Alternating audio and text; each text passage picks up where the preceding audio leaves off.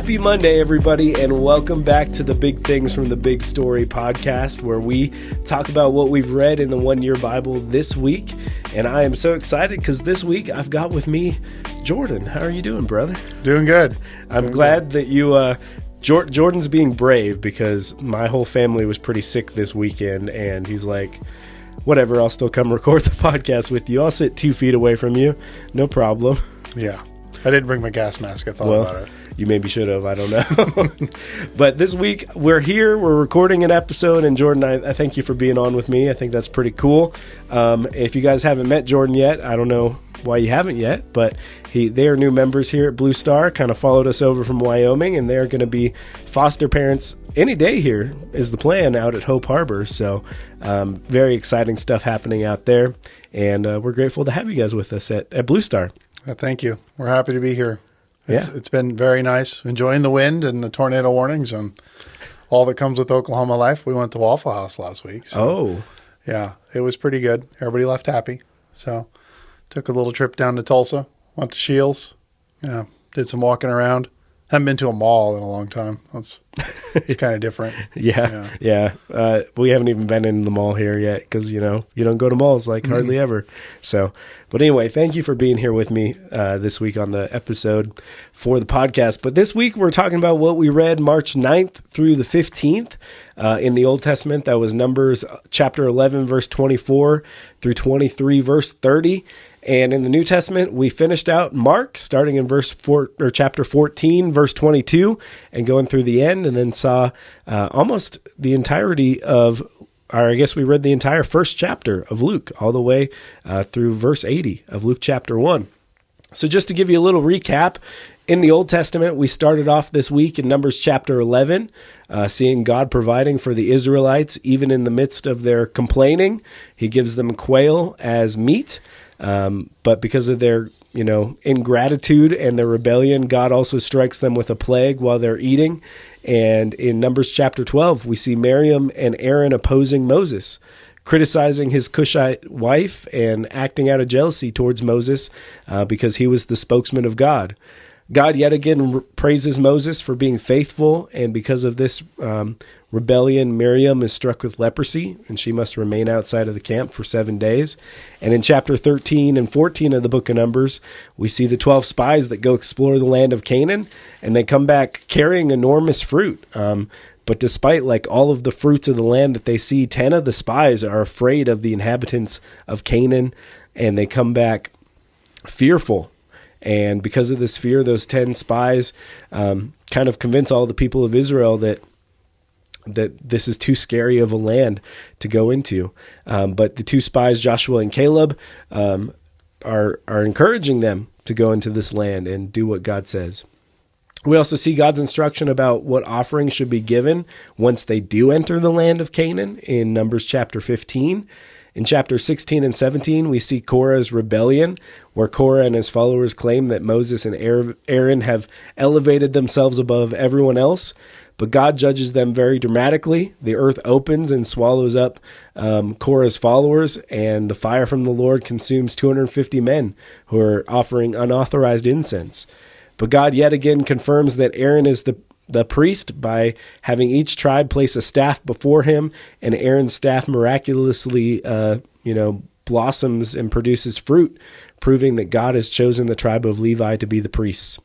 In chapters 18 and 19, we get just a little more clarification on what the duties of the priests are, and in Numbers chapter 20, we see the people complaining again about water, and God tells Moses to speak to a rock, but out of frustration, Moses strikes the rock instead. And even though water still comes out, Moses has failed to honor God before the people and is told that he will not enter the promised land. In the last few chapters of Numbers, we see the story of Balaam, including the story of Balaam's donkey, which is one of my favorite stories in Numbers for sure.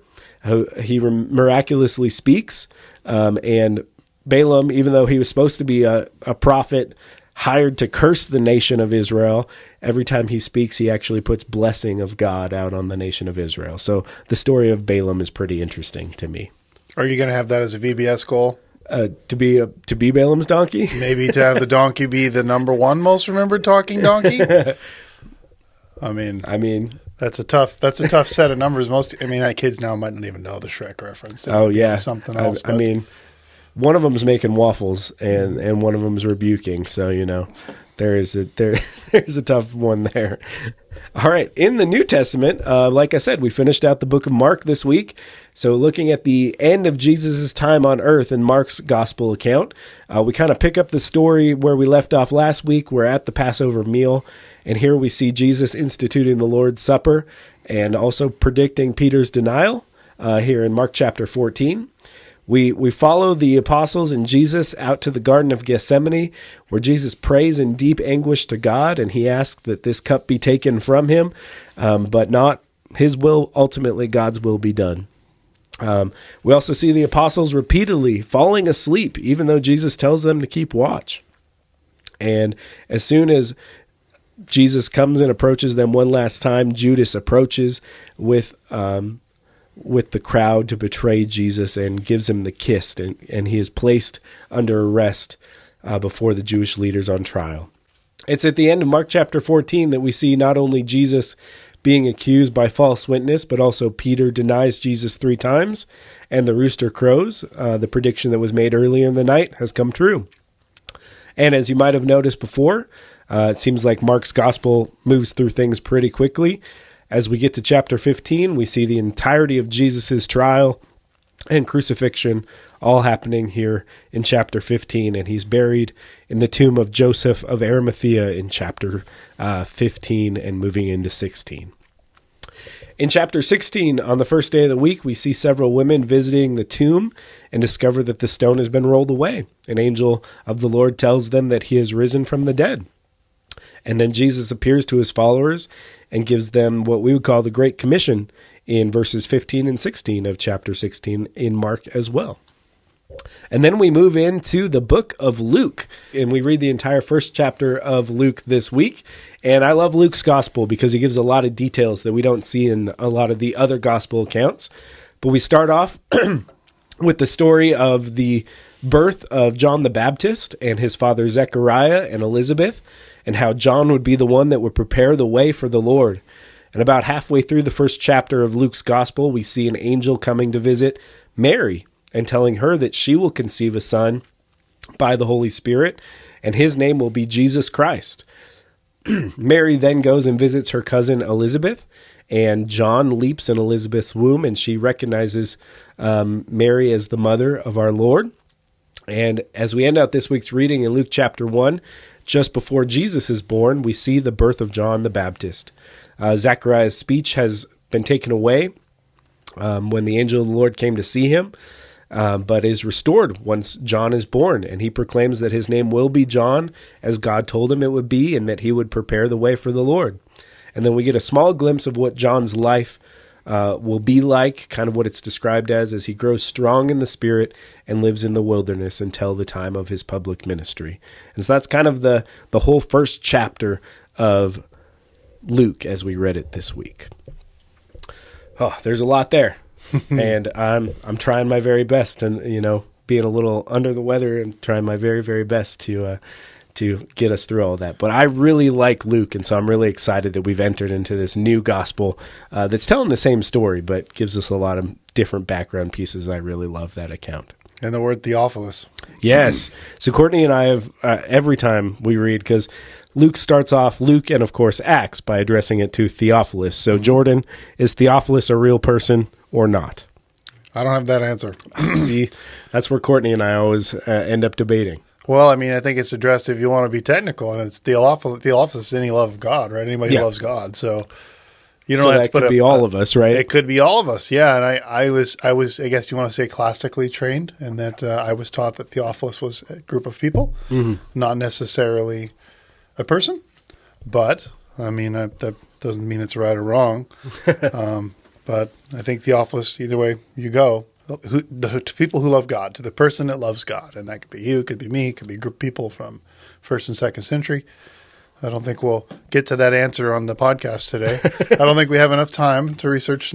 Well, I don't think we would ever get anywhere, even with all of it. It kind of comes down to we have the facts we have, and that doesn't necessarily give us an answer, right? And so, yeah, but Courtney and I were just talking about that the other day. because I often, when I teach through it, is like, we don't really know who this Theophilus person is. Here's what the name means. But yes, it could be anybody reading this that's a lover. And so, yeah, that's a great. Let that be the most controversial part of our podcast. Yeah, let it be, please. Let it be. Yeah. Well, Jordan, I'm excited to have you on. So a lot of people probably don't know a ton of things about you. It seems like they find out things about you and it's interesting to them. And I'm like, oh yeah, of course, because I've known you for a while now. But they find out things that are interesting. But one thing that we kind of share, we both like things that are fun in the sense that they go vroom and they have motors and, you know, they're fun in that way. And what you might not know about Jordan is he's got a really cool, like, original old school Jeep. You've got a 1946 Jeep. And was it 2 summers ago that you and Kevin went on this trip in your Jeep for about a week? Yep.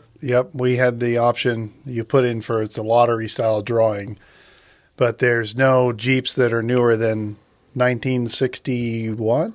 So anything that doesn't have flat fenders on it is out of the club. So you got to register for that, and they only draw 44 people. So we went down there, we loaded up, and, you know, you're in a 70, 80-year-old piece of equipment, and you're with a bunch of other people with 70-year-old pieces of equipment. And we did about 550 miles above 10,000 feet every day. Me, Kevin, and the dog, the Blue Heeler. So we had a good time with that. It was saw some really nice wildlife, some great pictures, made some memories. So Kevin got to eat a can of Chef Boyardee cooked off the engine, exhaust manifold, baling wired to the side. We had some mechanical issues, but it was fun nonetheless. We made it home in one piece. So yeah, it's making memories for sure. And, he looked at me at one point in the trip and, Dad, yes, Kevin, I'm driving. He said, can we get me a Jeep when I'm old enough? And I'm like, yes, Kevin. Yeah, we can. Yeah. So that's a good response to kind of come out of a trip like that. And one thing that I don't ever talk about, you kind of invited me along originally, and I can't remember why, but there was like something going on that week why I couldn't go. I had some other previous commitment or something like that, but it did sound very fun, and so I kind of wished I had gone. Yeah, it's a lot. You don't realize there's not many people that will stay up till 2 a.m. when something goes south that's not on your rig. Yeah. And so we had a couple nights like that where you're staying up till 1 or 2 in the shop with the guy who owns the property and whoever's stuff's broken. Yeah. And it was fun. I would like to go back, but we're not quite ready for that here. Maybe 2027. I don't know. We'll see. But it was definitely fun. I'd love to do it again. Yeah. So I just thought that'd be kind of a cool little icebreaker thing that not a lot of people probably know about you. And I just thought it was a cool thing when you guys did it a few summers back, and it was really cool. Yeah. So, I was very thankful to get that and get home safe. Yeah. Because you always think you're going to be stranded up on the top of a mountain, and go from there. I don't know if you have a place you want to lead off with our material, but man, what a great spot to be. We've got the ending of the Gospels. Yeah. We've got the beginning of Luke. We've got some good Psalms, and we've got a really pivotal point in Numbers there with what's transpired with the Israelites, with the sons of Korah that Michelle mentioned a couple weeks back. We see the fruit of that, the product or the shoot of whatever caused that rift, and then what's recorded for the words, and what an interesting place to be in that text. It's what's recorded and what happens. Like Moses says, it's like nothing ever done before, or like no punishment that we've seen. Yeah. So he knows it's not going to be something I did, more or less. He's kind of like, it's not me. It's God you're offending. Well, I mean, whatever direction you want to take. I originally told Jordan I wanted to bring him on this week because he was talking about the Psalms of Lament last week, and I was just like, man, I felt like you didn't get enough time talking about this. But you're right. We're at a really good point in many places throughout this reading. Mm-hmm. So whichever direction we want to go for it. I'll tag along. Yeah. I mean, if you want, we can start a little bit in Numbers and kind of talk about the end of, we could spend, because, The reason I'm talking about the laments and psalms is because I like to sing laments. Yeah. For some of us, I think that discipleship, I guess we got time to kill, so why not? I'll get a little more comfortable. Discipleship for me got serious and got important in my life when I got involved with learning to read music, learning to lead songs, and associating those songs, much like the Psalms, with maybe emotions or seasons in life. And I think that's important, and I stress that a lot. Men should disciple one another. We should all disciple one another. And sometimes life isn't easy. Sometimes life is hard, to quote Les Schwab. When he had hard times, life was hard. And when life was good, he said life was good. He said, I walked the floor a lot of nights. He couldn't sleep. He would pace back and forth. And I think a lot of times we, in those seasons of life, don't acknowledge God. Yeah, absolutely. Probably not the direction you were going, but there's a rap song by NF that one of his lyrics is, ain't nobody got pray to God when they've got nothing to pray for, right? And so we don't acknowledge God in those times. We only kind of acknowledge him in the middle times, right? When things are going so good, it's our own work. And when things aren't going well, of course I'm not going to praise God then. And that's kind of where you were going with the lament side of things. I'm thankful that we don't record the glow groups because I had to watch myself back on camera, which I don't want to do more than I have to. Well, you get that opportunity this time. Yes. You're welcome. Yeah. But I wanted to give Aaron a shout out because I thought he did a fantastic job last week on the text that he chose. And it kind of goes right into that, because the Israelites were grumbling or complaining or we don't have cucumbers. We don't have garlic. And I don't know about you, but I did this number to the wife. I was, and she's like, yeah, garlic. Yeah, I would be sad about that. Yep. I'm like, yeah, me too. That's fair. But a lot of times in life, when life gets hard, God's not there. We don't acknowledge him. You have to work through that process. You could call it grieving. You could call it maturing. You call it the footstep story. There's where I carried you, one set of footsteps on the beach, right? Yep. But your faith needs to be tested. And like it talks about James and Peter, those of you who endured the testing of your faith, that means something else after the years have gone by to me. It's so interesting to me. We read this piece of the story this week, and Courtney and I were actually talking about it. That must have been like the day before we read it, but because I was like, what does Moses, when does he not get to go into the promised land, right? And that's in this week's reading, because out of frustration, I think is the best way to say it, he strikes the rock instead of speaking to the rock, which in his defense, last time he had to strike the rock anyway, right? But it's so hard to hear that because we also at the same time are reading over and over again of the nation of Israel, the people of Israel, continually complaining to God, and Moses continually standing up for them, pleading with God again and again, not to just kill them and wipe them all out. And it's Moses who in that is the one that has to pay ultimately the price for these people. I mean, I understand he wasn't perfect either. He didn't do the exact right thing. But it is kind of hard to see that. And when you look at all of the people's perspective on all of this towards God. Mm-hmm. And so that was an interesting thing when we finally came across it this week. I was like, oh yeah, that's the reason why, because he didn't follow that command exactly to the T. Mm-hmm. Yeah, and I mean we see so many times with Moses' interaction, it's to be the intercessor. Yeah, like please don't threw himself on the ground, right?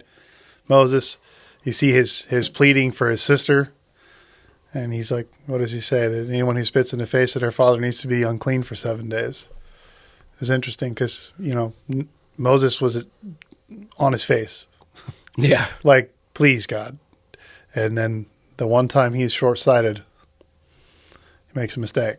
Yeah. And that's, again, cool to see that captured in the text of this week. But, I mean, if we got time, we do have some time to walk through. My mind definitely goes to the Chorus Rebellion thing. Just the wording that's used there, I think, is kind of beneficial if you wanted us to take a peek. Yeah. We could probably I would like to end up in probably the end of Mark. Okay. As a song leader, there are so many songs that we don't sing that are about the last part of the gospel. Some we do, some we don't, as a brotherhood. I mean, some songs pass out of popularity. Some songs maybe should pass out of popularity. Some should maybe be more popular because they're more doctrinally sound. Yeah.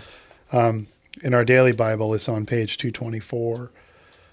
I might be on the wrong spot. I am in the wrong spot. It's not there. It's the other finger I had in the book over here. That's page 230.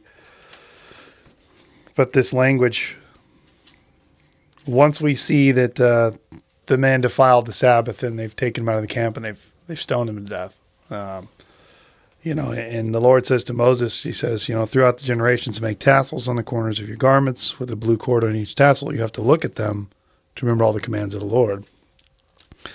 And then after that, we get this name. The next section of text starts with Korah, right? And he goes down and he becomes insolent. And he rose up against Moses with 250 men. And he says, you've gone too far, right? And immediately afterwards, he says, the whole community is holy. Every single one of them.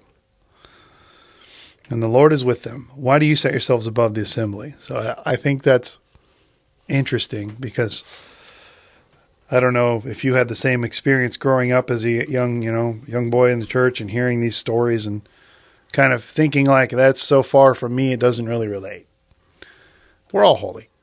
The whole congregation. And Moses is, they probably haven't buried the guy. I don't know how soon after that was. Yeah, that's true. Did they just drop their stones and walk back into the camp? And is this the final straw that Korah said, I'm over this and we're gonna get up in Moses' business about this? I mean, we don't know. But the fact that his argument was that God's with us all. He's here. We're all holy. And I'm like, my goodness. I mean, it's easy to look and read the text and say, oh, how could he say that? Yeah. But we put ourselves in. It's funny with the crux of John the Baptist being on the heels of that. Yeah. What did John say about it? He was to come, one who's greater than I. We get caught up thinking I'll pour perfume on you, Jesus. I'll do your hair for you. I'll do this and that and the other. And we're not worthy to tie his sandals. Yeah. And we think the whole congregation's holy. We're holy. I'm holy. You're holy. We're all holy. God's with us. And I don't think John the Baptist had that attitude about the Son of Man. No, I don't think so at all either. Yeah, those tie together really well, don't they? Not trying to play off of the tying the sandals as a pun there. Just those tie together really well. You're not trying? Not. Oh man. Oh no. So where was that at in numbers? Because I think my my page numbers didn't. Yeah, we were at 230 in the Daily Bible, but it was Numbers 15. Okay, so that's where we get. See, I gave Jordan a different one-year Bible version, and it's not the same page numbers as mine. So, yeah, he's got the NIV. Mm-hmm. So, I don't know how the page numbers are off, but they are. Yeah, okay. Now I'm with you. It's no different than hymnals, different versions. Yep. Two more pages of the index, throw the numbers off. Absolutely. There's no glued-in pages on these, though, I don't think. No, we're good. So, yeah, absolutely. I think the... I don't, usually we call that as a rebellion of Korah, but I think, I think it really speaks into how humans usually react to stuff though, right? He's like, essentially he comes forward with his 250 men saying that, oh, well, why are you elevated so much more? Like, why are you put on this pedestal? And it's so funny how many times that I've heard Christians and people make kind of the same argument against other leaders of the church, against other Christians. And it's like, because the perspective is so misguided of what's going on. It's really thinking about human things over the things of God every single time. But it's almost humorous how often we fall into the same pitfalls over and over again. And if you didn't catch it, the outcome of the rebellion of Korah is not good for any of the people at all. I mean, a lot of lives are lost. And, it's all because of not trusting in God and turning a blind eye to God's plan over our own. And so, yeah, I just found that interesting. So thanks for bringing that up. Yeah, just give me a sign, give me a sign, give me a sign. And these people had walked through dry land. Yeah. They'd been fed by flakes, like, what do they call it, like snow coming down, and you mix them with water, make it taste like oil, cakes and oil. And they're like, why are you important, Moses? Yeah. What have you even been doing? Yeah. Oh, we would long for the cucumbers and melons and garlic again, and the meat. Yeah. Yeah. And it's like, well, we wouldn't be like that. Well, we probably would. Yeah, we probably would. And then you kind of tied it over to John the Baptist, and I kind of told you this before we got started, but I love Luke because Luke is really the only time we get any account of John the Baptist, and of course his preparing the way for Jesus. But I just love this piece of the story that Luke gives before Jesus is even born. We get to see the story of John, his birth being foretold and his birth as well.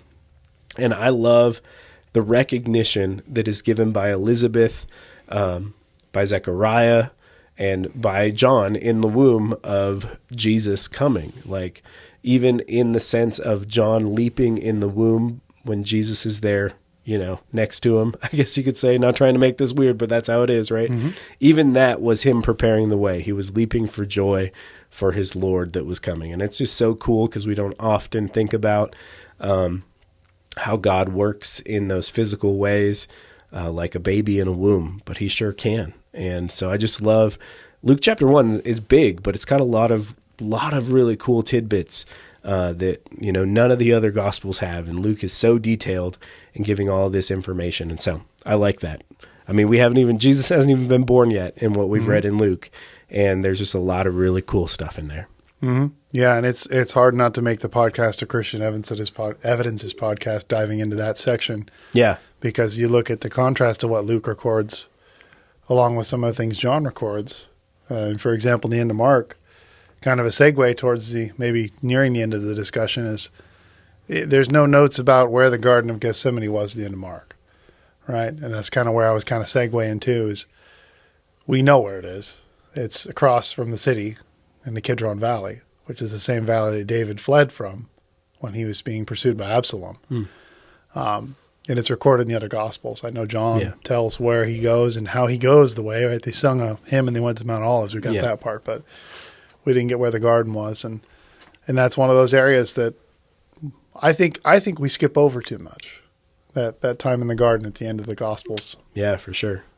His prayer, his sincerity, and remembering that leading up to it, I think, is a place we're not comfortable. I can speak for myself. It's kind of scary to go to the garden. Yeah, figuratively, and every piece of the garden is uncomfortable for us because it shows how human Jesus was, and sometimes we're way too comfortable or way too uncomfortable with that, right? But it also shows how fully sacrificial he was to the Father, right? Because he didn't want to do it. Like he was there at the point of, if there's any other way to take this cup from me. But yet again, he sacrifices over to God.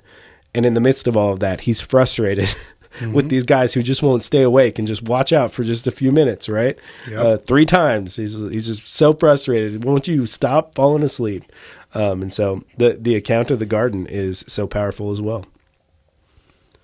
Yeah, bringing that back to the Psalms, and it ties into that sense of discomfort around the emotion of, sadness or urgency or the not knowing in our day-to-day lives. And I mean, that's something I've had to become pretty acquainted with over the courses of the years and the moves. And, I met Harold because I moved again to Wyoming, and that's how we became friends. And, and then we moved to Oklahoma. So it's funny how that works out, but every move is a ton of uncertainty. Yeah. And for what it's worth, I think it does have some wisdom imparted on it. If you trust God, if you learn to deal with those not knowings and still be faithful and struggle through it and seek after God, that's the part of the Psalms that gets me, I think, is that part there where we're not comfortable with reading these things. Well, how do you sing that? Yeah. That's a tough one to sing. I want to sing Blue Skies and Rainbows over and over again. And I kind of fall into that trap too, because my favorite psalm is Psalm 34, which is just like this joyous praise, see how good the Lord is psalm. Mm-hmm. But the very next psalm is Psalm 35, which is, take care of my enemies, help them not destroy me. Like, how do we sing that? But really, I mean, there's so many. I wouldn't say it's half, but it's at least a third of the Psalms are from that perspective. more of a lament than just this joyous, easy to sing, and kind of the sacrifice of praise, like we were talking about, Michelle and I were talking about a few weeks back. Mm-hmm. So, yeah. I like to think about Psalm 34 as like David going to retrieve the Ark of the Covenant and bring it into the city, and, celebration and dancing, and then Uzzah touches the ark and dies, and then we're Psalm 35, yeah. Right? We've changed gears. That's where David wrote those down. It was after the dancing and the procession, and it's that invitation to, again, not glorify God when things get hard. Yeah. When the knee-jerk reaction is it's God's fault. It's we're all holy. The words of Korah still talking to us today, that temptation. And but I like Psalm 34 as well, because I think it's not just a magnifying the Lord, but it's an invitation, right? Yeah. It's an invitation for all who are thirsty and haven't seen, they haven't sampled, and they haven't tasted that the Lord is good. Yeah. And it's like this reassurance of, magnify him with me. I've tasted that he's good. It's not questionable, and through yes and no, it's every season. Yeah, absolutely. Well, Jordan, last week I kind of started this new thing that I want to do every week, and I want to leave people off with just a little bit of wisdom for the week. And so this week we read on March 13th, Proverbs chapter 11, verse 8, which says, "The righteous is delivered from trouble, and the wicked walks into it instead." And I thought that was a good little nugget of wisdom that we read this week. And I want to just thank you for being on with me. Yeah, I should have brought nuggets. We could have had literal nuggets, and that would have been fun. Next time. Yeah, next time. So I just thank you for being on, and I'm glad to have you here. Mm-hmm. I'm excited for what you guys are doing out at Hope Harbor. I know you're not the only ones there. There's a great team out there, but we are really excited for foster kids to be coming really soon. So thank you guys for the way that you're working for the Lord and doing ministry out there. Absolutely. Thank you for having me. Yeah. Is there anything else you want to say before we sign off for this week? I think I've said a lot. Oh, yeah. Well, I appreciate it. And I appreciate you braving me being sick, and hopefully you don't get sick and spread it to people. Take your zinc. Yeah. Take your zinc. Take your zinc. Okay. Yeah. Well, all right, guys. Well, until next week, we will see you right here on the Big Things podcast. Leave your comments down below or in our Facebook group, and we'd love to hear what you're reading as you're reading the Bible with us throughout this year. See you next time.